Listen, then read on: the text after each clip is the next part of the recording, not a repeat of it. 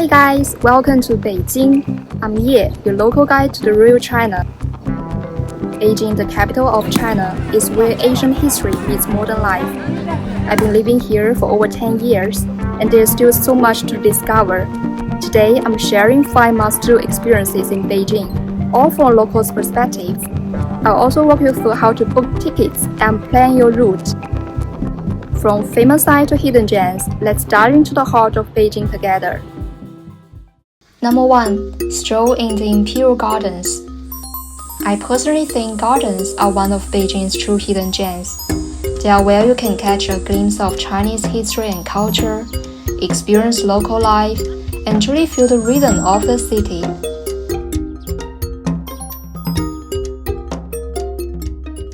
Beijing has around 1,100 gardens, amazing numbers, right? Generally, these gardens fall into 2 main types, the Imperial Gardens and the public gardens. Imperial Gardens were once exclusive to emperors and their family, and today they are open to everyone. If you are short on time, focus on the Imperial Gardens. They are the most iconic and historically rich. Here are 5 of the most iconic. The Temple of Heaven, Beihai Park, Jingshan Park, the Summer Palace, and the Old Summer Palace. This is my personal favorite, the Temple of Heaven.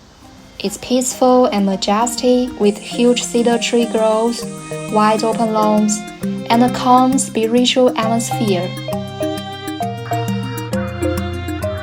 Built in 1420, emperors held ceremonies here to pray for good harvests and rain. It's home to China's largest surviving complex of ancient sacrificial architecture. And trust me, it's absolutely stunning.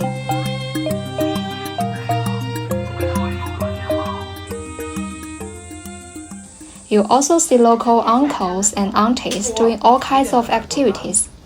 It's a great spot to observe real local life.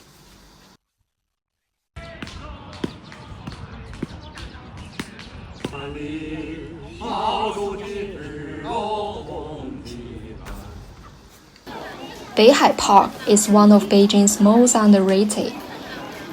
Dating back to the Liao Dynasty, it has over 800 years of history. It's one of China's oldest and best preserved imperial gardens, redesigned by Emperor Qianlong himself.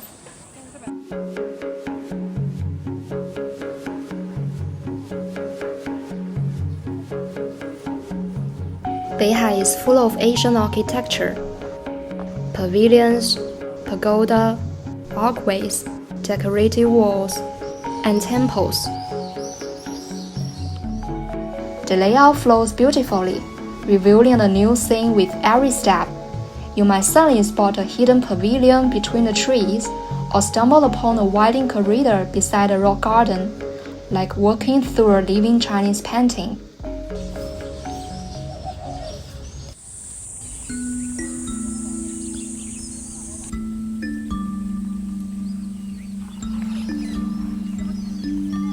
Now the Summer Palace, one of Beijing's most famous destinations, and it totally lives up to the hype.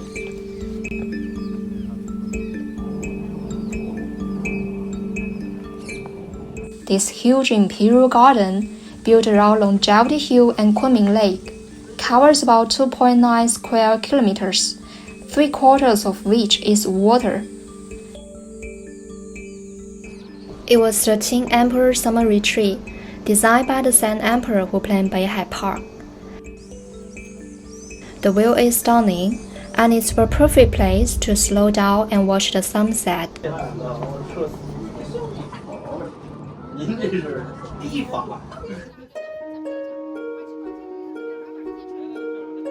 The Old Summer Palace is another must-see. During the Qing Dynasty, it wasn't just a royal retreat. It was where emperors actually live and handle state affairs. That means the real center of political power was made out of both the Forbidden City and the Old Summer Palace. Once known as the Garden of Gardens, it was unbelievably grand and luxurious.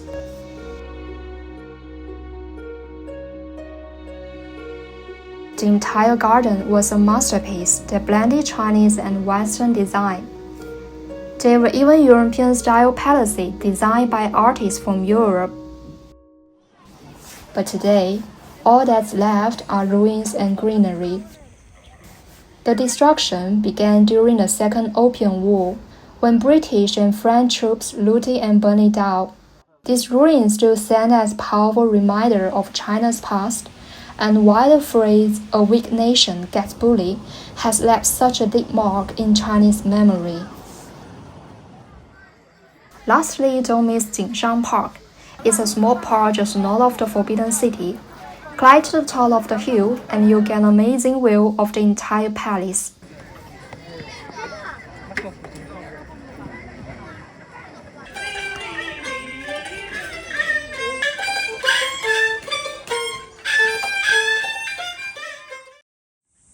These Imperial Gardens are really affordable. Tickets are mostly between 10 and 60 yuan, and Jingshan Park is only 2 yuan. Most are huge, so plan on spending at least half a day exploring. No need to book ahead, just bring your passport to the ticket window. Lines are usually short, so buying ticket is quick and easy. If you have extra time, check out the public gardens too. They are free, scattered throughout the city, and just as great. Number 2. Tour the Forbidden City. If you visit only one place in Beijing, let it be the Forbidden City. It's not just a landmark, it's a symbol of Beijing itself. You can start your visit at Tiananmen Square, which sits just south of the Forbidden City. In imperial times, emperors announced important orders here, and in 1949, Mao Zedong stood here to declare the founding of the People's Republic of China, making it a symbol of the entire nation. You'll see his portrait still above the central gate, with slogans on either side that read, "Long live the People's Republic of China," and "Long live the great unity of the people of the world." Go through the Tiananmen Square, you'll arrive in the gate of the Forbidden City.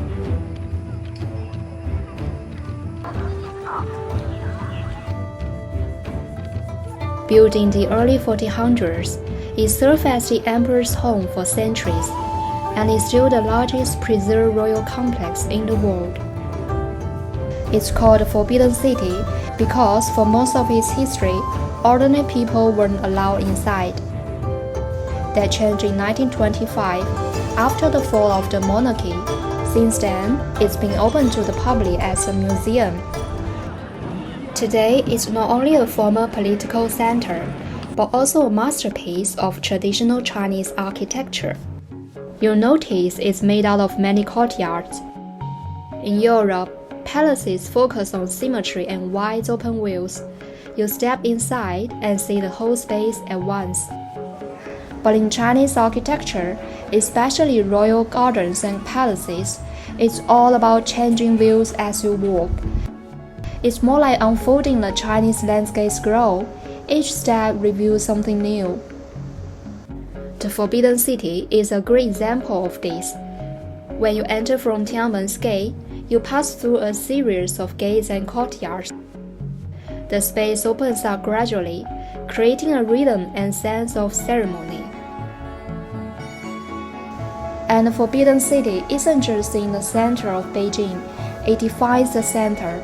Beijing was designed around the palace's central axis, a straight line stretching 8 kilometers from south to north.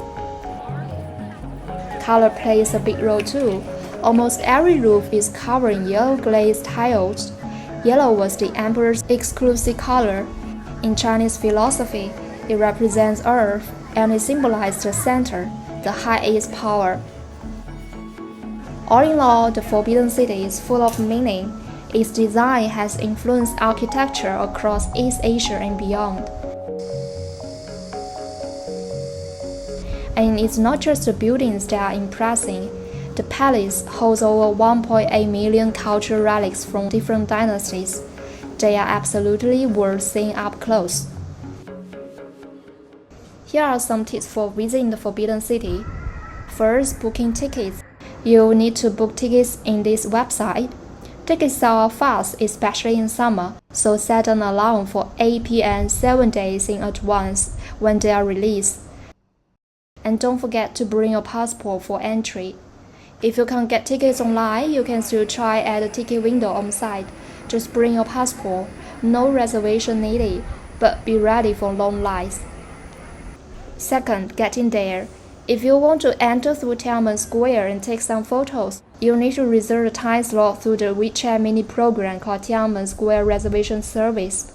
You'll need a Chinese phone number to receive the verification code. Either borrow friends or get one online. Reservations open 1 to 7 days in advance.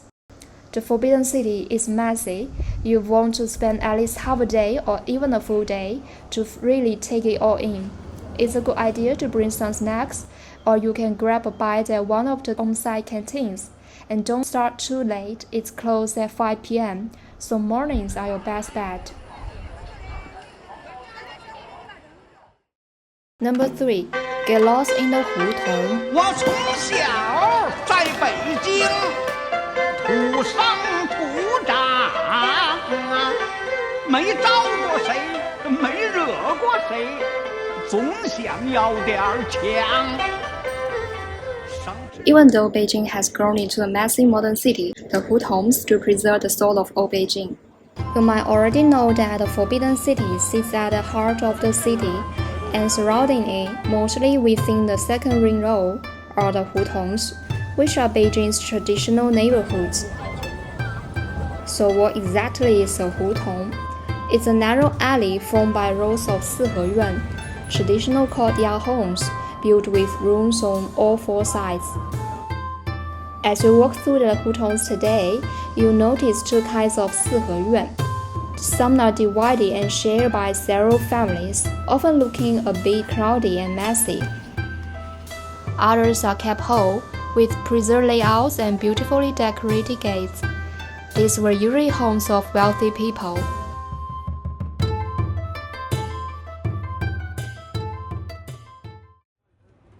Hutongs cover a large part of central Beijing, and here are some of my favorite spots. Zhuanta Hutong is one of the oldest, dating back to the Yuan dynasty. Here you'll find a charming bookstore called Zhenyang Shuju. Walk through its gate and you'll be greeted by a 700-year-old brick pagoda and maybe a chubby, internet-famous cat.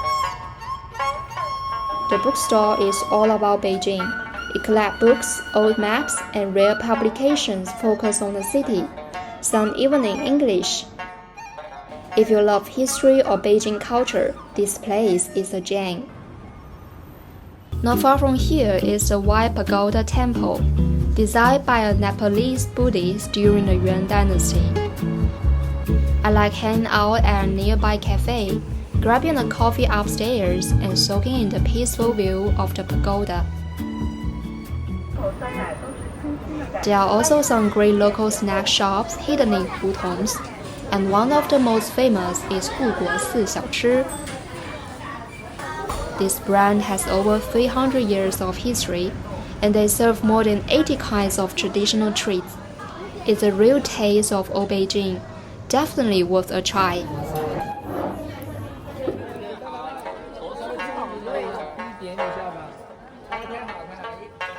If you are in the mood for something livelier, head to the Bell and Drum Towers. They mark the northern end of Beijing's central axis and used to be the official timekeepers of the city during the Yuan dynasty. Today, they are iconic landmarks. The square next to them is always full of energy. Locals gather here to dance, play badminton, or kick shuttlecock. Some of them are really impressive, and you're welcome to join with them.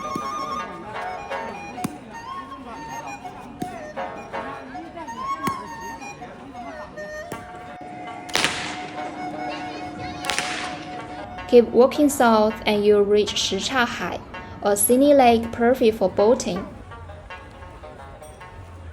The area is also known as Hohai Bar Street, lined with lively pubs, restaurants, and great night views.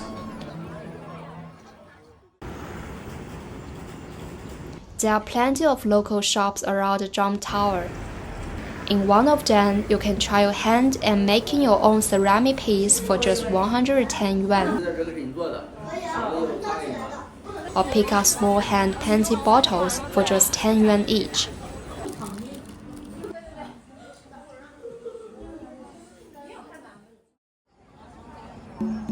Over the centuries, these alleys have witnessed Beijing's transformations.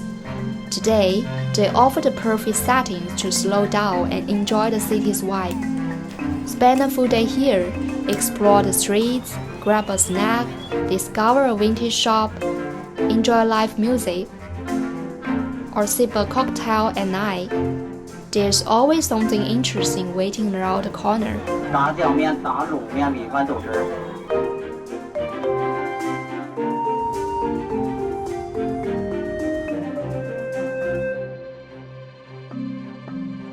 And if you really want to make the most of it, hop on the share bike. It saves energy and lets you explore even more Hutongs in a single day.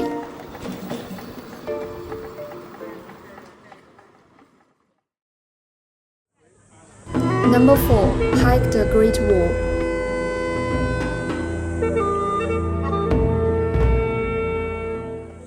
If you love wild sweeping views, you've got to hike the Great Wall.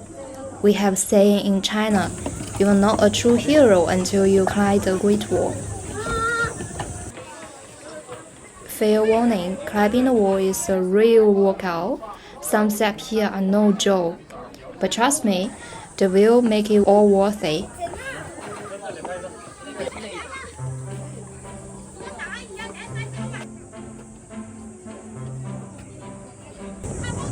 That is my destination, the 14th Watchtower.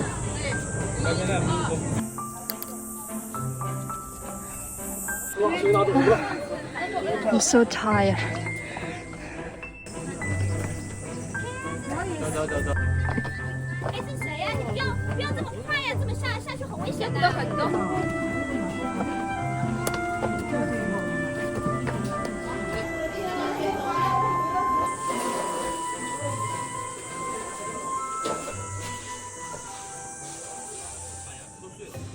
The Great Wall is not just China's most iconic structure, it's also the longest defense system in the world, stretching over 20,000 kilometers across northern and central China. The wall dates back to the 5th century BC, when Asian states first built walls to keep out northern raiders. Over 2,000 years, different dynasties kept adding to it.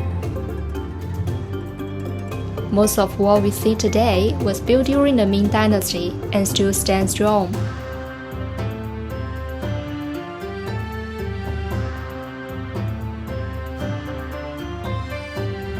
And it's not just a wall, it's a massive defense system with watchtowers, garrisons, and signal towers. Back then, if enemy riders were spotted, soldiers lit smoke or fire signal that traveled from tower to tower. There were narrow slots for archers and larger ones for dropping stones. The Great Wall was all about defense, not offense, a symbol of peace and protection. Today it's a cultural icon and a bucket list spot for millions around the world. Here are some tips. There are several Great Wall sections around Beijing, but the two most popular are Badaling and Mutianyu. Badaling is the most famous.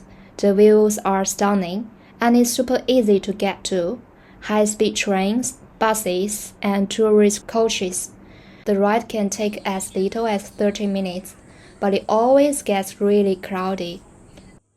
Mutianyu is quieter and more scenic, with 90% flat coverage. That's why many foreign tourists prefer it. It's less convenient though. You need to take a tourist coach, about 2 hours, book via WeChat. Whichever you choose, try to avoid Mondays. Many museums close that day, so locals head to the wall, making it extra busy. Also, hiking takes at least half a day. Bring snacks and water. And if you can, plan this for your last day in Beijing. You'll probably be too tired to do much afterward. Number 5. Shopping from antiques to trendy streets. The Panjiayuan flea market is a fun spot where locals and tourists come to look for antiques, real little treasures, and all kinds of old school things. If you want to bring home a few gifts with a Chinese touch, one of the best places to shop is the Panjiayuan flea market. As soon as you walk in, you feel the vibrant and bustling atmosphere. You'll see everything from calligraphy scrolls and traditional paintings to jade bracelets, vintage porcelain, inkstones, and even antique furniture. There is something here for every taste and budget. Take your time and enjoy all the incredible craftsmanship. Here is the tip. Bargaining is part of the game. Most items are already reasonably priced, but you can often bargain for 10 to 20% off. Don't be shy, the merchants are always friendly. If you want to see the modern side of Beijing, head to Sanlitun, Guomao, or Wanfuqing. These are the city's most vibrant areas for shopping, food, and nightlife. This is Sanlitun, Beijing's trendy spot for fashion and lifestyle. The whole area is split into 3 zones: South, North, and West Taikoo Li. Instead of one big mall, it's made out of about 30 individual buildings, designed like open-air city blocks.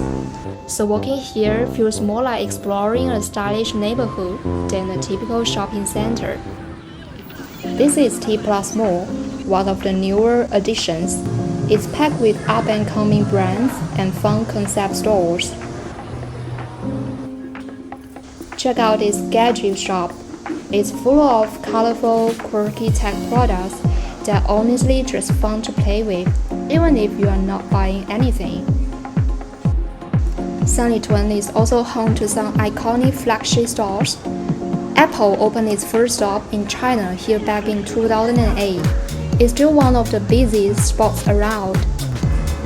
This is also where you'll find the biggest Lululemon store in North China. 3 floors of fitness and lifestyle gear. And if you are into fast fashion, you'll love it here. There are tons of international brands. This branding Melville is the biggest one in China. It opened in late 2023 and instantly became a go-to for Gen Z shoppers. All in all, you'll find everything here. From luxury fashion to indie boutiques, from global trends to aesthetic brunch spots, you can shop, grab a coffee, or just wander around and soak in the vibe. There's always something new to discover. That's a wrap on my 5-month tour experiences in Beijing. I hope this guide helps you see a more meaningful local side of the city. Let me know in the comments which spot you are most excited to visit. Or, if you've already been, what's your favorite part of the city? Don't forget to like, subscribe, or follow for more travel stories from China. Thanks for watching. I'll see you in the next one.